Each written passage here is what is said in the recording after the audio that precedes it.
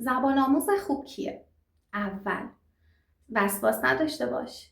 قرار نیست 0 تا 101 موضوع رو همون بار اول یاد بگیری. تو توی پروسه یادگیری کلی وقت داری که آروم آروم همه اونا رو یاد بگیری.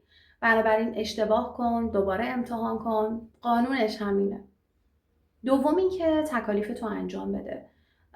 هیچ بهانه‌ای برای انجام ندادن تکالیف واقعا پذیرفته نیست و بدون انجام دادن تکالیفت قرار نیست به جایی برسی. سوم، انگیزه رو بیخیال. سعی کن نظم داشته باشی. نظم داشتن خیلی بهت کمک میکنه و به ذهنت کمک میکنه که بتونی راحت‌تر این مسیر رو پیش ببری و ازش لذت ببری. و نکته آخر این که همش نپرس پس کی یاد میگیرم. یادگیری زبان یه مهارت پیچیده است و میشه گفت که قوانین و مهارت‌های محدودی نداره که به تو زمان بده برای یادگیری. بنابراین نیاز داری که صبور باشی و تمرین کنی، تکرار کنی تا از این مسیر لذت ببری.